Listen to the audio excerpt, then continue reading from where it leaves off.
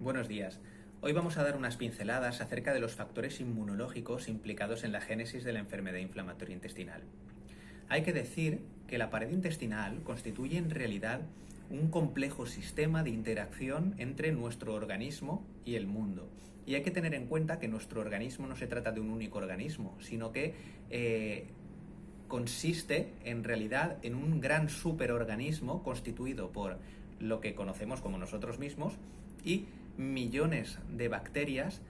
muy diferenciadas entre sí, pero que conviven dentro de un ecosistema complejo. Tenemos bacterias a nivel de la piel, tenemos bacterias a nivel de nuestras vías respiratorias, pero fundamentalmente tenemos bacterias a nivel del aparato digestivo.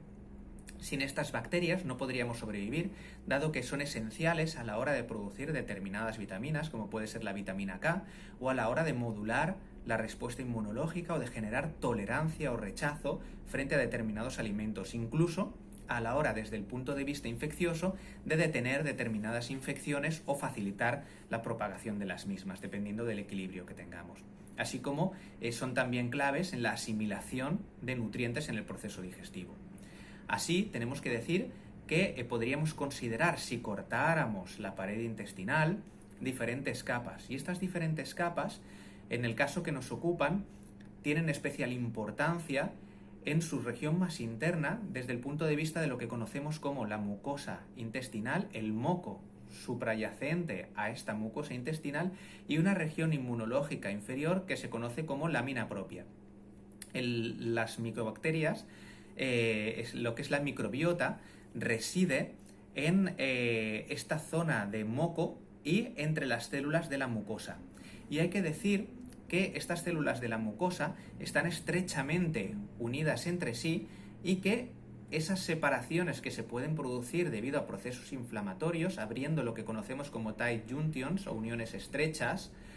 lo que realiza es una apertura a través de la cual se pueden introducir en nuestro organismo moléculas más complejas e interactuar directamente con todos los efectos secundarios que esto conlleva.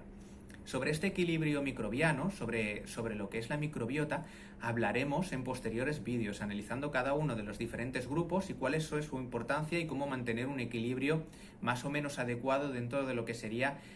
nuestros hábitos de vida. Sin embargo, hay que decir que en la fisiopatología de la enfermedad inflamatoria intestinal podemos tener implicados distintos elementos. Uno de ellos son estos defectos en la función de barrera, es decir, que por una parte ese moco suprayacente desaparezca y que por otra se produzca una separación de estas uniones estrechas entre las células, facilitando la entrada de bacterias, proteínas y otra serie de moléculas directamente al torrente sanguíneo. Por otra parte, también se ve influido por lo que llamamos el aclaramiento microbiano, es decir, la capacidad que tiene nuestro propio aparato digestivo de eliminar estas bacterias patógenas, estas bacterias agresivas, y facilitar el crecimiento de las bacterias beneficiosas para la vida. Por otra parte, también se producen alteraciones en lo que es la detección y la presentación de antígenos intraluminales. ¿Qué quiere decir esto? Existen unas células dentro de la pared de nuestro aparato digestivo que se conocen como células presentadoras de antígenos. Y estas células presentadoras de antígenos lo que hacen es reconocer determinadas estructuras, determinadas moléculas a nivel de lo que nosotros estamos digiriendo, cosas que se encuentran a nivel de lo que llamamos la luz intestinal, es decir, dentro del tubo digestivo. Cuando estas células reconocen estos elementos, lo presentan a otras células que pertenecen a nuestro sistema inmune y les dicen de qué se trata, es decir, esto es un enemigo o no lo es, simplificando mucho lo que sería esta relación del sistema inmune entre lo que es el aparato digestivo y el propio sistema inmune. Hay que decir que podemos tener alteraciones a nivel de este reconocimiento que haga que nuestro sistema reconozca como enemigos elementos que no lo son y que por lo tanto se produzca una inflamación, una invasión por parte de células que en realidad deberían protegernos, pero que lo que están haciendo es atacarnos al identificarnos como un enemigo.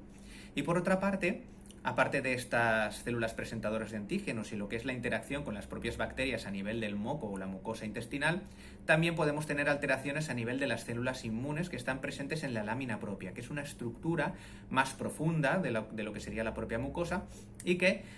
dará lugar a reacciones excesivas o inapropiadas frente a lo que sería nuestra propia microbiota, es decir, que reconozca a bacterias que son propias nuestras y que son beneficiosas como enemigos y que por lo tanto condicione un ataque a las mismas y esto conlleve una mayor inflamación.